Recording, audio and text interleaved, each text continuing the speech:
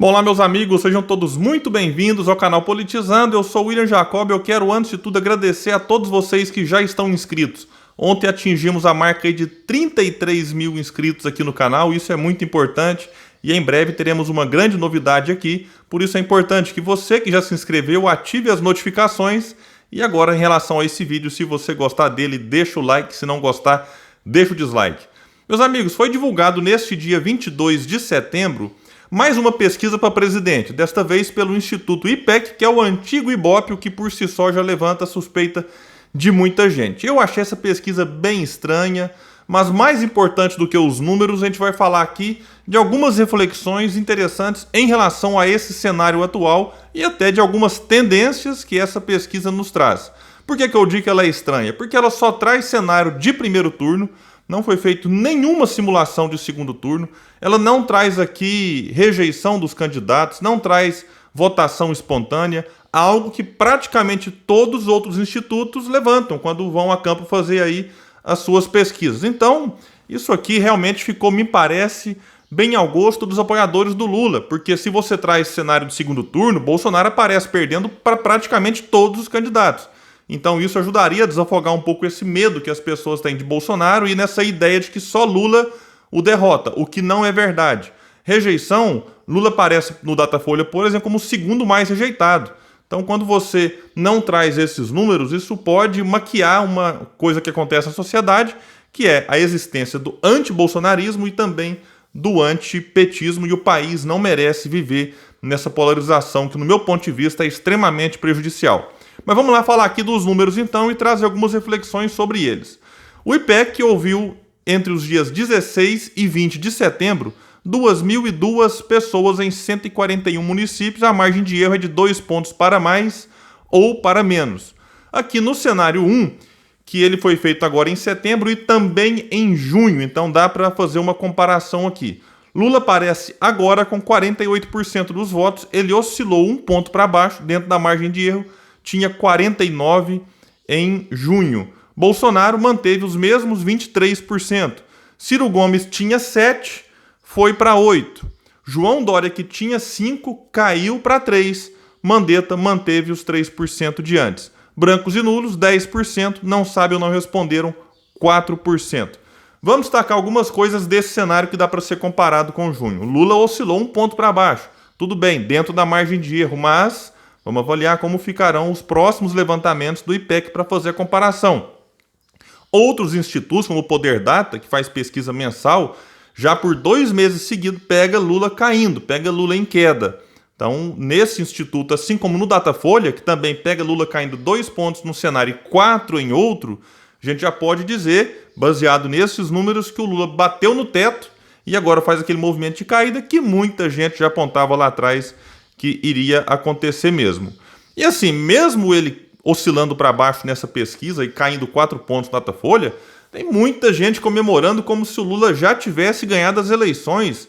Eu fico me perguntando, será que a gente vai ter que ir às urnas amanhã, depois de amanhã? Não, nós estamos a 13 meses das eleições. E aí tem gente agora já querendo comemorar como se o Lula fosse vencendo no primeiro turno. Então a gente tem que lembrar de algumas coisas importantes. Primeiro, o PT nunca ganhou uma eleição no primeiro turno, nem quando o Lula saiu do governo com mais de 80% de aprovação. Não conseguiu ganhar no primeiro turno. E o Lula hoje, isso é evidente, qualquer pessoa com o mínimo de bom senso sabe que o Lula hoje se beneficia do antibolsonarismo. Na medida em que o Bolsonaro se mostrar fragilizado e a cada pesquisa isso fica mais evidente, falaremos de outros números aqui de aprovação de governo e tudo mais, o Lula tende a perder apoio, tende a perder voto, o ambiente fica menos tensionado, algo que o próprio Lula não quer. Bom, e outra coisa importante é que quando realmente começar a campanha com entrevistas, debates, participação em sabatinas e tudo mais, aí sim a gente vai ver realmente se o Lula tem condições de defender os erros e as contradições do PT no governo e também nas eleições em 2018, que foram gigantescas.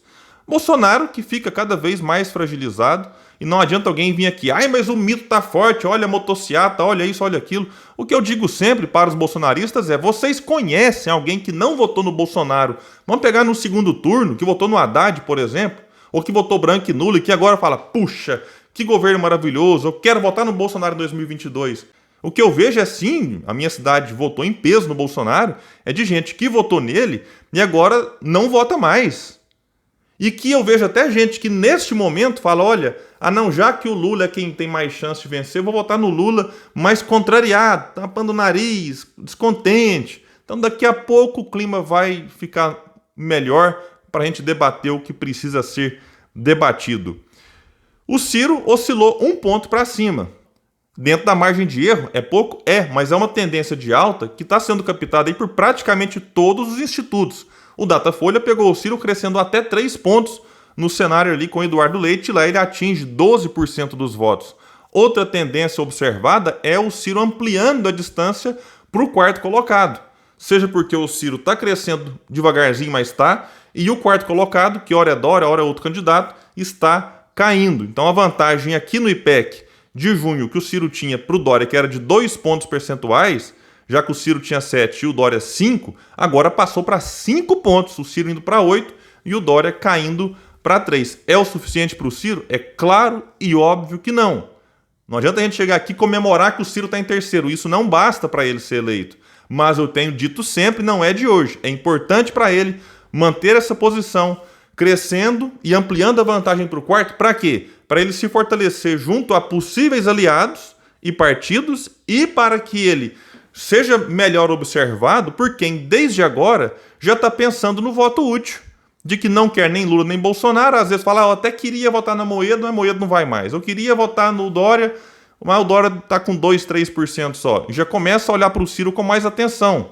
Alguém pode pensar, William, mas como pode alguém que quer votar na Moedo votar no Ciro? Ih, acontece demais. Tem gente que não sabe essa coisa de que a Moedo é um liberal e o Ciro não, de que o Dória, isso. Então tem gente que simplesmente vai olhando alguns detalhezinhos e muda o seu voto.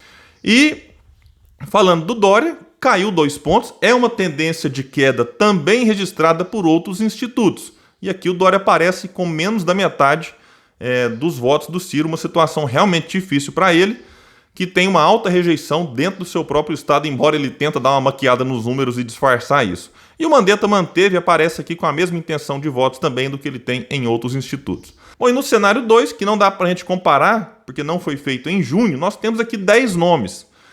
William, a gente pode ter 10 nomes em 2022? Pode, mas não serão estes. Porque sempre tem aqueles partidos que lançam seus nomes ali para marcar posição, enfim. Mas esses nomes aqui não estarão todos lá. Lula 45%, Bolsonaro 22%, Ciro 6%, Sérgio Moro 5%, Datena 3%, João Dória que aparece com 2%, Mandetta 1%, Rodrigo Pacheco 1%, Simone Tebet e Alessandro Vieira 0%. E aqui, brancos e nulos 9%, não sabe e não respondeu 5% dos entrevistados. Então isso aqui é um cenário que certamente não vai acontecer. O Moro, que tempos atrás estava bem na frente do Ciro, chegou a ter quase 20% das intenções de voto, agora aparece aqui com 5%.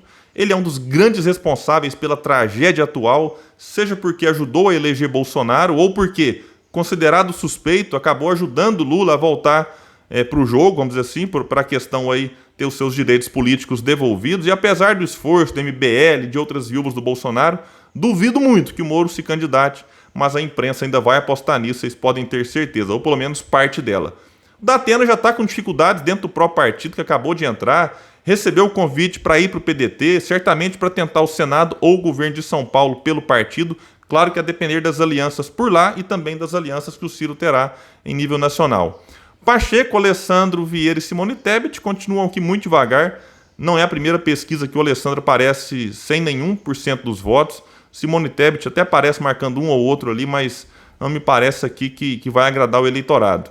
E assim, esses 3 aqui, presidente do Senado e os outros 2 membros da CPI da Covid, eles aparecem praticamente todos os dias na televisão, estão nos jornais, algo que não acontece, por exemplo, com o Ciro. O Dória aparece, o governador de São Paulo, está quase todo dia na Globo, na Band, dando entrevista aqui e ali. O Ciro realmente aqui aparece com um percentual, não só nessa, mas em outras pesquisas, que não é o suficiente para levá-lo ao segundo turno, óbvio, mas que demonstra que ele já sairá e entrará num outro nível da campanha com uma força que outros não têm. Bom, e outros números aqui, avaliação do governo, ótimo ou bom para 22%, regular para 23%, ruim ou péssimo 53%.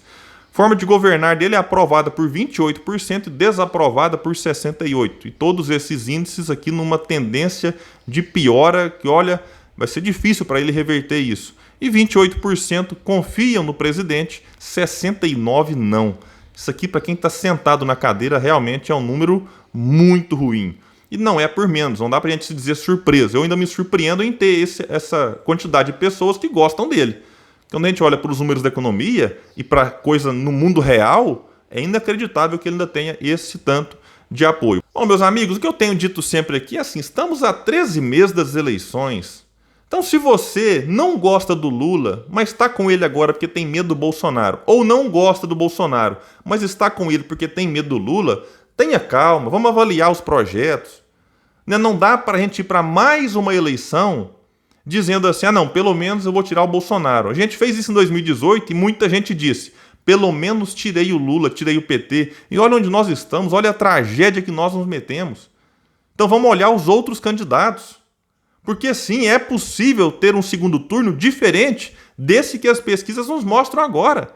Vamos olhar, por exemplo, o Ciro Gomes, que tem apresentado aí as suas ideias, os seus projetos, tem falado dia e noite em entrevistas, lives, nas redes sociais, tentando convidar o pessoal para um debate em torno daquilo que realmente interessa. Ele está em terceiro em todas as pesquisas.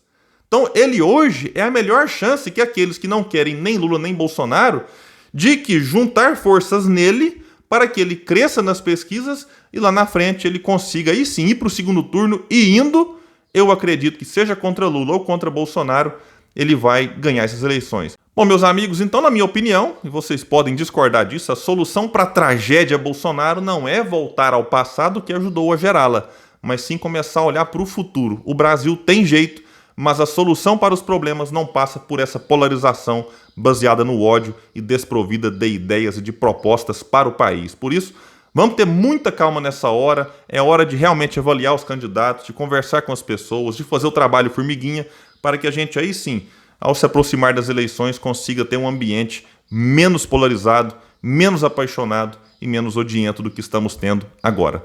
Meus amigos, é isso e até o próximo vídeo aqui no canal Politizando.